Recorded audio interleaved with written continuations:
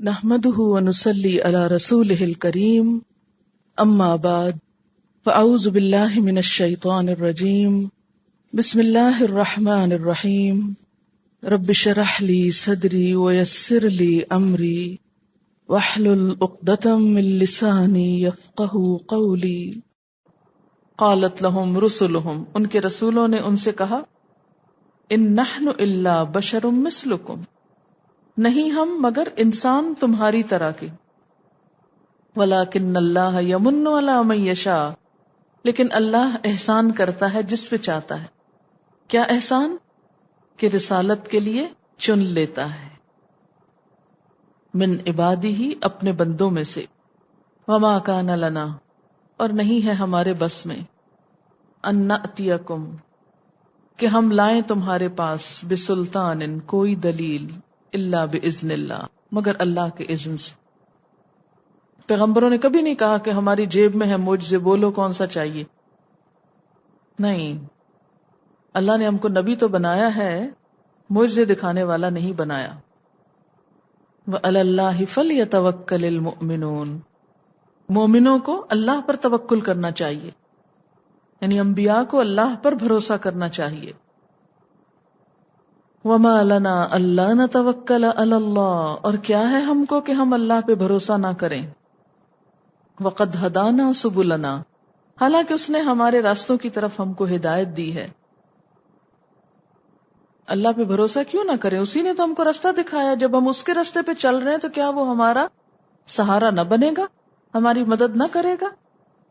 کیا مشکل ہے کہ ہم نہ اس پہ بھروسہ کریں. وَلَنَصْبِرَنَّ عَلَى مَا آذَيْتُمُونَا اور ہم ضرور صبر کریں گے ان باتوں پر جن پر تم ہم کو اذیت دے رہے. عَلَى مَا آذَيْتُمُونَا وَلَنَصْبِرَنَّ ضرور صبر کریں گے. یہ کون کہہ رہا ہے؟ پیغمبر کہہ رہے ہیں. کس کو؟ لوگوں کو. کس بات پر؟ ان کی اذیتوں پر. وَعَلَى اللَّهِ فَلْيَتَوَكَّلِ الْمُتَوَكِّلُونَ اور اللہ پر توکل کرنے والوں کو توکل کرنا چاہیے. بھروسہ کرنے والوں کو اللہ کی ذات پہ بھروسہ کرنا چاہیے. کس بات پر؟ کہ اگر اس کی مشیت ہوگی تو وہ خود ہی معجزہ ظاہر کر دے گا، اور اگر اس کی مرضی نہیں تو پیغمبر خود سے معجزہ لا نہیں سکتا. اس میں رسولوں کا طریقہ پڑھا ہے آپ نے کہ رسول کیسے ہوتے ہیں. رسول کا بنیادی مطلب ہے پیغام پہنچانے والے. تو ان کا طریقہ کار، ان کا کیریکٹر اور ان کا انداز کیا ہوتا ہے. جب رسول لوگوں کے پاس گئے تو لوگوں کے اعتراضات کیا تھے، ان کی سوچ کیا تھی، پھر رسولوں کا جواب کیا تھا، پھر لوگوں کا اعتراض کیا تھا، پھر ان کا جواب کیا تھا. پورا ایک کنورسیشن ہے اور دعوت کا ایک بہترین طریقہ پتہ چلتا ہے کہ اللہ کی طرف سے بھیجے ہوئے اور چنے ہوئے بندے کیسے ہوتے ہیں اور وہ لوگوں کے ساتھ کیسا معاملہ کرتے ہیں. اگر ہمیں بھی رسولوں والی ذمہ داری نبھانی ہے، کیونکہ رسولوں کی آمد کا سلسلہ بند ہو گیا ہے اور اس کے بعد امت مسلمہ کی یہ ذمہ داری ہے، تو جب تک ہمارے اندر یہی اخلاق، یہی کردار اور یہی انداز پیدا نہیں ہوگا ہم اس کا حق ادا نہیں کر سکتے. یہاں سے آپ یہ دیکھیں نا، الم یأتکم نبأ الذین من قبلکم قوم نوح وعاد وثمود والذین من بعدهم لا يعلمهم الا اللہ جاءتهم رسلهم بالبینات فردوا ایدیهم فی افواہهم وقالوا انا کفرنا بما ارسلتم به وانا لفی شک مما تدعوننا الیہ مریب. جاءتهم رسلهم رسول کیسے آئے، پیغام کیسے پہنچایا جاتا ہے؟ بالبینات دلائل کے ساتھ آئے. اور کیسے دلائل؟ روشن دلائل. بینہ کا ترجمہ کیا کرتے ہیں آپ لوگ؟ روشن دلائل. لیکن بہت سے لوگ عقل رکھتے ہوئے بھی دلیل کی زبان نہیں سمجھتے، عقل استعمال نہیں کرتے. وہ صرف ایک رواجی ذہن کے مالک ہوتے ہیں. وہ صرف انہی لائنز پہ سوچتے ہیں جیسے سارا معاشرہ سوچ رہا ہوتا ہے. اپنی عقل کا استعمال، اپنے ذہانت کا استعمال، اپنی صلاحیتوں کا استعمال جو اللہ تعالیٰ نے ان کو دی ہوتی ہیں وہ نہیں کرتے. تو جب ایک شخص صرف دوسروں کی نگاہوں سے دیکھے اور دوسروں ہی کے انداز سے سوچے تو وہ کوئی بڑا کام تو نہیں کر سکتا. تو ہمیں بھی اللہ کا پیغام پہنچانے کے لیے سب سے پہلے کس چیز کی تیاری کی ضرورت ہے؟ کیا ہونا چاہیے ہمارے پاس؟ دلائل ہونے چاہیے. صرف اندھا دھند واز کے ذریعے نہیں کہ بس آپ سناتے چلے جاؤ دوسرے کو کوئی بات سمجھ میں آ رہی ہے یا نہیں. یعنی لاجک کا استعمال، بہترین مثالوں کا استعمال، دلائل کا استعمال کہ جس سے دوسروں کے ذہن کھلیں اور ان کو بات سمجھنے میں آسانی ہو. سب کچھ دیکھ سمجھ کے قوم نے کیا کیا؟ فردوا ایدیہم فی افواہہم، انہوں نے اپنے ہاتھ اپنے منہوں پر لوٹا دیے. کیسے؟ پلٹا کے واپس. اور یہ حیرانی کی علامت ہوتی ہے نا. حیران ہوتے وقت انسان اپنے ہاتھوں کا ایکشن کیسے کرتا ہے؟ اب حیران ہو نا کسی چیز پر، امیجنیشن میں کس طرح ایکٹ کرتے ہیں؟ تو وہ حیران ہو گئے کیونکہ دلائل کے سامنے لاجواب تھے. یعنی ایک طرح سے لاجواب ہو گئے، ان کی آنکھیں کھل گئیں. انسان کسی بھی چیز پر حیرانی کا ری ایکشن کب کرتا ہے؟ جب وہ واقعی اس کے اندر کی سوچ بیدار ہوتی ہے. یہ بھی چیز ہے، ایسے بھی سوچا جاتا ہے. لیکن عملی طور پہ کیا کیا انہوں نے؟ وقالو، وہ کہنے لگے انا کفرنا بما ارسلتم بہ، ہم نہ مانے. سارے دلائل دیکھ کے، سن کے، سمجھ کے اس پر جواب کیا دیا؟ ہم نہیں مان سکتے. اس انکار کی وجہ کیا تھی؟ وَإِنَّا لَفِي شَكٍّ مِّمَّا تَدْعُونَنَا إِلَيْهِ مُرِيبٌ. انسان کی ایک فطرت ہے کہ صدیوں سے ایک بات جو سوچتا چلا آتا ہے، جب کوئی نئی تھیوری لاتا ہے، نیا انداز کوئی لاتا ہے تو بہت سے لوگ اسے جلدی ایکسپٹ نہیں کر پاتے اور شکوک و شبہات کا شکار ہوتے ہیں. آپ کو کبھی تجربہ ہوا کہ آپ بہت سنسیئرلی، بہت دلیل کے ساتھ، بہت نیک نیتی اور اچھے جذبات کے ساتھ کسی کے پاس پیغام لے کر جائیں اور وہ آپ کو شک کی نظروں سے دیکھیں؟ تو کام کی ابتدا میں اعتماد نہیں ملتا انسان کو، اور انسان کو بسا اوقات ساری خیر خائی کا جواب کس میں ملتا ہے؟ شکوک و شبہات کی شکل میں. کوئی ایک الزام لگائے گا، کوئی دوسرا، کوئی تیسرا، اور ہر شخص اپنی اپنی سوچ اور ذہنیت کے مطابق. کوئی کہے گا یہ مال بٹورنے آئے ہیں، کوئی کہے گا یہ اپنی شہرت چاہتے ہیں، کوئی آپ کو کوئی اور طرح سے الزام تراشی کرے گا. اور اللہ کا پیغام پہنچانے کی اصل بات سمجھنے کی بجائے کہ ان کا مقصد کیا ہے، وہ ادھر ادھر سوچنے لگیں گے. اِنَّا لَفِي شَكٍّ، اور شک دائی کے اندر بھی، دائی یعنی اللہ کی طرف جو بلانے والے، اور اس کے پیغام میں بھی. کیونکہ یہاں جو شک ہو رہا ہے وہ کس میں ہے؟ مما تدعوننا الیہ، جس چیز کی طرف تم ہمیں بلا رہے ہو، یعنی اللہ کی ذات کی طرف، یا آخرت پر ایمان لانے کے لیے جو تم کرے. پیغمبروں کی دعوت کا جو خلاصہ ہے ان چیزوں کے بارے میں وہ شک میں تھے. اور شک بھی کیسا؟ صرف شک نہیں، شک مریب ہے. یعنی ایک چیز میں شک آتا نا انسان کو اور پھر بھول جاتا ہے انسان، اور ایک چیز ایسی ہوتی ہے جس میں شک پڑتا ہے انسان کو اور وہ بے چین ہو اٹھتا ہے. وہ اس کو ریجیکٹ تو کر رہا ہے لیکن وہ ریجیکشن بھی ایکسپٹ نہیں کر رہا. یعنی وہ نہ تو کر بیٹھا ہے لیکن نہ کر کے بھی اس کو چین نہیں آ رہا. کچھ چیزیں ایسی ہوتی ہیں نا کہ جس میں آپ اطمینان سے نو کہتے ہیں کہ میں نہیں اس کو مان سکتا، مجھے کنونسنگ نہیں لگتا، مجھے یہ اپیل نہیں کر رہا. لیکن کچھ چیزیں ایسی ہوتی ہیں کہ جن کو آپ نو کہہ دیتے ہیں لیکن آپ چین نہیں پاتے بعد میں. اسی قسم کا ان کا حال تھا. کیوں ایسا حال کیوں تھا؟ کیونکہ وہ دلائل لے کر آئے تھے. تو ہمیشہ دلیل کے جواب میں جب دلیل نہیں ملتی انسان کو، کیونکہ ہر چیز کا علاج اسی چیز میں، جیسے کہتے ہیں نا ہیرے کو ہیرا کاٹتا ہے، لوہے کو لوہا کاٹتا ہے، تو اسی طرح دلیل کا جواب اصل میں تو دلیل ہی ہوتا ہے. لیکن جب کوئی شخص دلیل کا جواب دلیل سے نہ دے پائے اور لاجواب ہو جائے تو پھر انکار میں اسے کیا ہوتا ہے؟ شک، بے چینی شروع ہو جاتی. اسی بے چینی میں وہ مبتلا تھے. قالت رسلہم، افی اللہ شک، اللہ کے بارے میں شک ہے تم کو؟ فاطر السماوات والارض. اچھا، اس سے ایک اور بات یقینی حد تک پتہ چلتی ہے کہ پیغمبروں کی دعوت کس چیز کی طرف تھی. ان کی دعوت کا موضوع کیا تھا؟ اللہ کی ذات. اسی لیے وہ کہتے ہیں نا انا لفی شک مما تدعوننا الیہ. الیہ کون ہے؟ اللہ کی ذات ہے. اسی لیے ان کا جواب یہ کہ اللہ کی ذات میں شک ہے تم کو.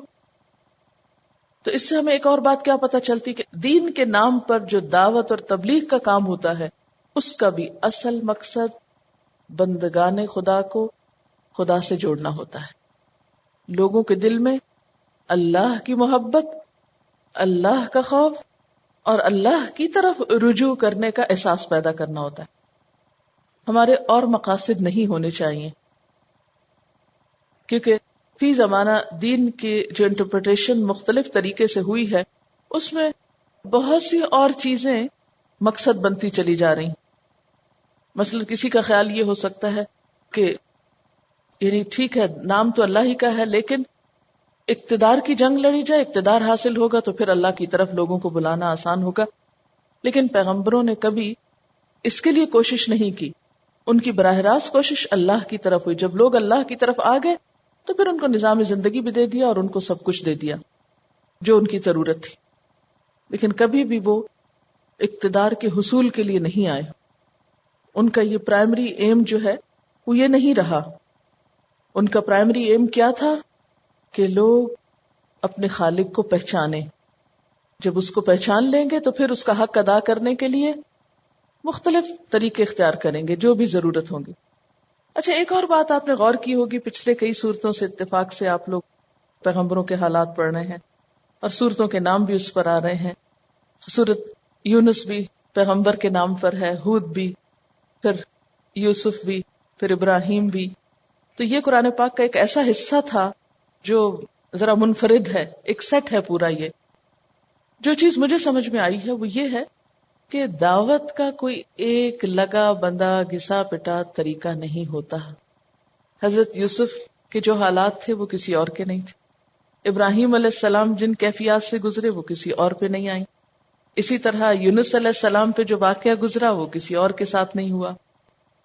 تو اس سے یعنی پیغمبروں کی زندگی میں آپ کے لیے اسوہ حسنہ تو ہے، وہ ہمارے لیے رہنما تو ہیں، نمونہ تو ہیں، لیکن ہر ایک کے اندر ایک نیا رنگ ہے. اس میں بہت ویرائٹی ہے. اور ان مختلف پیغمبروں کے حالات اللہ تعالیٰ ہمارے سامنے اتنے کھول کے جو رکھتے ہیں تو اس کا بھی اصل مقصد کیا ہے کہ ہم میں سے ہر ایک اپنے حالات اور سچویشن کو دیکھتے ہوئے دعوت و تبلیغ کا کام کر سکتا ہے. اور ہر ایک کا امتحان، آزمائش مختلف طرح ہو سکتی ہے. اور ہمارے لیے مختلف پیغمبر نمونہ ہیں، کیونکہ قرآن پاک میں اللہ تعالیٰ فرماتے ہیں فَبِهُدَاهُ مُقْتَدِهْ، کہ ان کی رہنمائی کے ساتھ تم پیروی کرو، اقتداء کرو. یہ حضور صلی اللہ علیہ وسلم کو خطاب ہے. یعنی آپ کو کیا کہا گیا کہ آپ گزشتہ پیغمبروں کی جو لائف سٹائل ہے یا طریقہ زندگی یا ان کے اوپر جو کچھ گزرا ہے اس میں اپنے لیے رہنمائی تلاش کریں. ہمارے لیے اگرچہ اصل چیز حضور صلی اللہ علیہ وسلم ہے، لیکن اس کے ساتھ ساتھ جتنے بھی پیغمبروں کا ذکر قرآن پاک میں آتا ہے وہ سب بھی ہمارے مختلف حالات میں، مختلف سچویشنز میں ایک بہترین نمونہ ہے. اب یہ نہیں ہو سکتا کہ آپ سب جب یہاں سے جائیں گے، ابھی تو سب اکٹھے پڑھنا، ایک طرح کی سوچ بن رہی، تو ضروری نہیں کہ بعد میں سب کو ایک طرح کے حالات بھی ملیں. کوئی کہیں ہوگا، کوئی کہیں ہوگا، کوئی کسی سچویشن میں ہوگا، کوئی کسی سچویشن میں ہوگا. تو اس میں یہ سارے نمونے جو ہیں وہ ایک رہنمائی کا کام کرتے ہیں. تو یہاں پر آپ دیکھتے ہیں کہ قالت رسلہم، لیکن تمام رسولوں کی دعوت کا بنیادی نقطہ ایک ہی تھا اور دلائل بھی آلموسٹ ملتے جلتے تھے. حالات مختلف ضرور تھے، انسان ہمیشہ سے ایک ہی رہا ہے، سوچ بھی اس کی ہمیشہ ایک ہی طرح رہی ہے. تو یہاں قالت رسلہم افی اللہ شک فاطر السماوات والارض. فاطر کا مطلب پھاڑنا ہوتا ہے نا. یہ دونوں زمین اور آسمان کٹھے ہی تھے. کبھی سوچا نہیں تم نے کہ سب کچھ کیسے ہو گیا؟ کیونکہ انسان اللہ کی ذات کے بارے میں، پیغمبروں کی تعلیمات کے بارے میں شک کر سکتا ہے. شیطان اس کو ورغلاتا ہے، لیکن اگر صرف ایک بات کا جواب وہ پا لے تو یہ شک دور ہو سکتا ہے کہ یہ اتنا کچھ جو بنا ہوا ہے آسمان و زمین میں، یہ کس نے کیا، یہ کس کی طاقت ہے، یہ کس کا کمال ہے، یہ کس کی قدرت ہے، کون ہے وہ، اور وہ تم سے کیا چاہتا ہے۔ اللہ تعالیٰ کا انسانوں سے کیا مطالبہ ہے؟ یدعوکم لیغفر لکم، وہ تم کو بلا رہا ہے کہ تم ہی کو معاف کرے، تم پر رحم کرے، تمہیں ڈھانپ دے، تمہیں بہترین طریقہ زندگی بتانا چاہتا ہے۔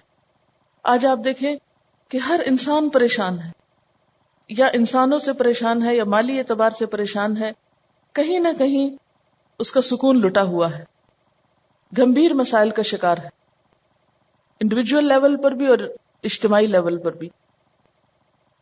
یہ سب کچھ کیوں ہے؟ یہ پوری دنیا ایک جنگ کا نمونہ بنی ہوئی، گھر گھر ایک جنگ کا نمونہ بنے ہوئے ہیں، ماں باپ اور بچوں کے درمیان، شوہر اور بیوی کے درمیان، جس کو آپ کھول کے دیکھ لیں وہیں کچھ نہ کچھ فساد ہے۔ انفرادی طور پر بھی، میجورٹی اور اجتماعی طور پر بھی دنیا جو ہے وہ ایک فساد اور بگاڑ کا شکار ہو چکی ہے۔ مورل ویلیوز، اخلاق، کردار، وہ سب چیزیں ماضی کا قصہ معلوم ہوتی ہیں، اور اس کے نتیجے میں اتنی سفرنگ ہے کہ بظاہر جو بہت ہنستے ہوئے بھی نظر آ رہے ہیں وہ بھی اندر سے رو رہے ہیں۔ یہ کس چیز کا نتیجہ ہے؟ یہ اس چیز کا نتیجہ ہے کہ انسان نے اپنے اصل جو اس کا مقصد ہونا چاہیے تھا، یا جو اس کی منزل ہونی چاہیے تھی، یا جو اس کو سب سے پہلے حق دینا چاہیے تھا اپنے پیدا کرنے والے کا، اسی کو نہیں دیا۔ اس کے بارے میں سوچتا بھی نہیں، اس کے بارے میں اس کے ذہن میں خیال ہی نہیں آتا۔ یدعوکم، وہ تمہیں اپنی طرف بلا رہا ہے، لیغفر لکم من ذنوبکم، کہ تمہارے گناہوں کا بوجھ تم سے ہٹائے۔ یہ جس کی چکی میں پس کے تم پریشان ہو، یہ تم سے ہٹانا چاہتا ہے۔ وَيُؤَخِّرَكُمْ إِلَىٰ أَجَلٍ مُّسَمًّى، اور ایک وقت مقرر تک تمہیں مہلت دینا چاہتا ہے کہ تم کیا کر سکو، دنیا میں پرسکون طریقے سے رہ کر اپنے اپنے رول پلے کرو۔ اب اس کا کوئی جواب انہوں نے نہیں دیا، ایک اور اعتراض کر دیا، قالوا ان انتم الا بشر مثلنا، ہمیں یہ سمجھ نہیں آتی کہ تم کیسے رسول بن گئے جبکہ ہماری طرح کے انسان ہو۔ تریدون ان تصدونا، ہمیں تو شک ہے کہ کچھ سازش تم کر رہے ہو ہمارے خلاف، اور وہ سازش کیا ہے؟ تریدون ان تصدونا عما کان یعبد آباؤنا فأتونا بسلطان مبین۔ سارے بینات دیکھنے کے باوجود بھی الزام جڑ کے کیا کہا؟ اصل بات یہ ہے کہ تم ہمیں ہمارے ماں باپ کے طریقے سے ہٹانا چاہتے ہو، اس لیے یہ سب کھیل کھیل رہے ہو۔ اسلام کے نام پر جو کچھ ہو رہا ہے اس کو ایک ایسا نام یا ایسا رنگ دے دیا جائے کہ لوگ ایک غلط فہمی یا مغالطے کا شکار ہو جائیں۔ اسی طرح یہ کہ کسی کی بھی دینی کوشش یا ایفرٹ کو کچھ سازش قرار دے دینا، وہ سب سے آسان کام ہوتا ہے نا، کہ پھر لوگ خود ہی بدظن ہو کے چھوڑ دیں گے وہ راہ۔ تو اب یہاں بھی انہوں نے کیا کہا؟ یہ تمہاری سازش معلوم ہوتی ہے ہم کو کہ تم ہمیں ہمارے ماں باپ کے طریقے سے روکنا چاہتے ہو۔ وہ کیا بتا رہے ہیں کہ میں تمہیں اللہ کی طرف بلا رہا ہوں، وہ سمجھ رہے ہیں کہ نہیں تم ہمیں ہمارے ماضی سے کاٹ رہے ہو۔ قالت لهم رسلهم ان نحن الا بشر مثلكم ولكن الله يمن على من يشاء من عباده وما كان لنا ان ناتيكم بسلطان الا باذن الله۔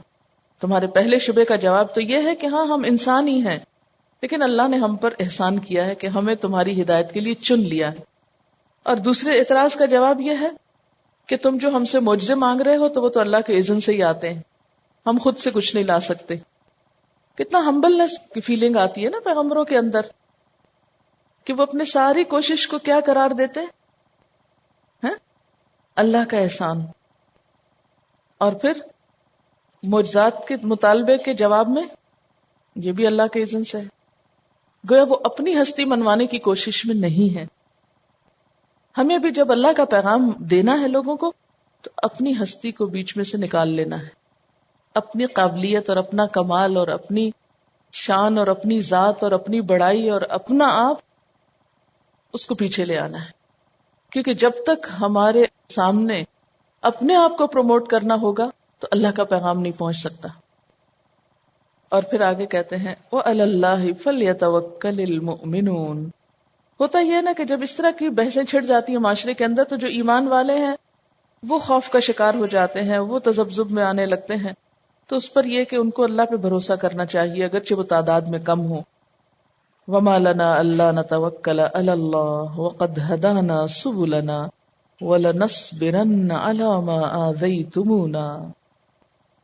اللہ پہ توکل اور بھروسہ کرنے کے بعد اس کا شکر ایک طرح سے، وَقَدْ هَدَانَا سُبُلَنَا، کہ اس نے راستہ دکھایا ہے ہم کو، اور جو کچھ تم ہمیں اذیتیں دے رہے ہو. اب یہاں بظاہر کون سی اذیتیں محسوس ہو رہی ہیں پیغمبروں کے لیے؟ بات کو نہ ماننا، یہ سب سے بڑی اذیت ہوتی ہے کہ ایک بندہ سچائی لے کر آیا ہے اور جواب میں اس کا انکار ہو رہا ہے. یعنی آپ کو اذیت سب سے زیادہ دین کے کام میں کس وقت ہوتی؟ جب آپ سچائی کے ساتھ سب کچھ دے ڈالتے ہیں اور دوسرے اسے سازش قرار دے دیں اور اس پہ نو کر دیں کہ نہیں ہم نہیں مانتے. تو اس وقت اذیت اس بات کی نہیں ہوتی کہ انہوں نے مانا کیوں نہیں، اس سے بڑھ کر ایک اور فیلنگ ہوتی ہے کہ یہ اپنا نقصان کر رہے ہیں، ان کا کیا بنے گا. آخرت کی منزلیں بڑی مشکل ہیں، آسان نہیں ہیں. ایک شخص جس کی موت کفر پر ہوتی تو داعی کو سب سے بڑی تکلیف دے اور غم میں ڈالنے والی بات یہ ہوتی ہے کہ اللہ کی بات نہ مان کر اس شخص کا بنے گا کیا. یہ دوہرا غم لاحق ہو جاتا ہے نا. ایک تو اس بات کی تکلیف کہ ان کو سمجھ کیوں نہیں آ رہی، اور دوسری اس بات کی کہ انکار کر کے انجام کیا ہوگا.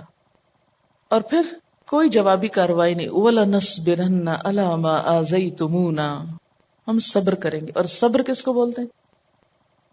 نیگیٹو ریاکشن سے خود کو بچانا. غم کے وقت نیگیٹو ریاکشن کیا ہو سکتا ہے؟ مثلا چیخنا، چلانا، رونا، دھونا، زور زور سے بولنا. اور کیا ہوتا ہے؟ چیزوں کو توڑنا پھوڑنا، اس پہ بھی تسلی نہ ہو تو دوسروں پہ الزام تراشی کرنا، یہ اللہ سے شکوہ کرنا. بنیادی طور پر صابر شخص جو ہوتا ہے وہ ایک برائی کے مقابلے میں ایک خوبصورت نمونہ پیش کرنے والا ہوتا ہے، ایک باوقار اور ایک دل نواز نمونہ پیش کرنے والا ہوتا ہے. جیسے علامہ اقبال نے وہ ایک مسلمان امت کی جو تصویر کھینچی ہے اس میں آتا ہے نا کہ نگاہ بلند، سخن دل نواز، جاں پرسوز. نگاہ بلند یعنی منزل بہت بلند ہے. بلندی سے مراد یہاں یعنی اللہ کی طرف، عظیم مقاصد کی طرف اشارہ. سخن دل نواز یعنی اس کی باتیں دوسروں کا دل موہ لینے والی ہوتی ہیں، دل خوش کر دینے والی ہوتی، دوسروں کے لیے باعث سکون ہوتی. نہ وہ ایسی زبان میں بولتا ہے کہ چیخے چلائے، اور نہ وہ ایسے انداز سے بولتا ہے کہ دوسروں کو زخمی کرتا جائے. سخن دل نواز. اور تیسری چیز جاں پرسوز، سارا دکھ اور غم اپنے اندر ڈال لینا اور دوسرے کے غلط جواب کے باوجود اپنے آپ کو سنبھالے رکھنا. وَلَنَصْبِرَنَّ، یہاں لام بھی تاکید کا ہے، نون بھی تاکید کا ہے، شدت والا مشدد ہے. یہ نہیں کہا کہ وَنَصْبِرُ عَلَى مَا آذَيْتُمُونَا، یہ کہنے کی بجائے کیا کہا گیا؟ وَلَنَصْبِرَنَّ عَلَى مَا آذَيْتُمُونَا، ہم ضرور صبر کریں گے اس پر جو بھی اذیتیں تم ہم کو دے رہے ہو. وَعَلَى اللَّهِ فَلْيَتَوَكَّلِ الْمُتَوَكِّلُونَ. اب توکل کا ذکر کتنی دفعہ آ رہا ہے؟ تیسری دفعہ یہاں آ رہا ہے. تو بے سہارا انسان جسے قوم ریجیکٹ کر دے، جس کی بات کے جواب میں اس کو انکار ملے، یعنی جو اللہ کے راستے میں نکلے اور دنیاوی اعتبار سے اپنے آپ کو بے سہارا پائے، تو وہ کبھی مایوسی کا شکار نہیں ہوتا. وہ کیا کرتا ہے؟ توکل کا سہارا لیتا ہے. وہ اللہ پہ بھروسہ کرتا ہے جس کا وہ نمائندہ ہے. اگر آپ اللہ کی طرف لوگوں کو بلانے والے ہیں اور اللہ کے دین کے نمائندے ہیں تو پھر آپ کو کیا کرنا ہے؟ اسی پر بھروسہ کرنا ہے. وَقَالَ الَّذِينَ كَفَرُوا لِرُسُلِهِمْ، اور کہا ان لوگوں نے جنہوں نے کفر کیا، لِرُسُلِهِمْ، اپنے رسولوں کو. کیا کہا؟ لَنُخْرِجَنَّكُمْ، ہم ضرور تم کو نکال دیں گے، من اردنا، اپنی زمین سے، اپنے وطن سے. کیوں کہا یہ؟ اس لیے کہ وہ ان کو ان کی غلط باتوں پر منع کرتے تھے. تو انہوں نے اپنے میں تبدیلی پیدا کرنے کی بجائے مسئلے کا حل کیا ڈھونڈا کہ منع کرنے والوں کو ہی اپنی نگاہوں سے دور کر دو اور انہیں ملک سے نکال دو. او لتعودن، یا تم ضرور لوٹ کر آؤ گے، پلٹو گے، فی ملتنا، ہمارے دین میں، ہمارے طریقے میں. فاوحا الیہم ربہم، تو ان کے رب نے ان کو وحی کی، ان کے رب نے ان کو اشارہ کیا، وحی بھیجی. کیا؟ لنہلکن الظالمین، کہ ہم ضرور ہلاک کر دیں گے، ختم کر دیں گے ظالموں کو، غلط کام کرنے والوں کو. کہ تم ان کی دھمکیوں پر اور ان کی پلاننگ پر فکر نہ کرو، کیونکہ حق تمہارے ساتھ ہے، اس لیے کامیابی بھی تم ہی کو ہوگی.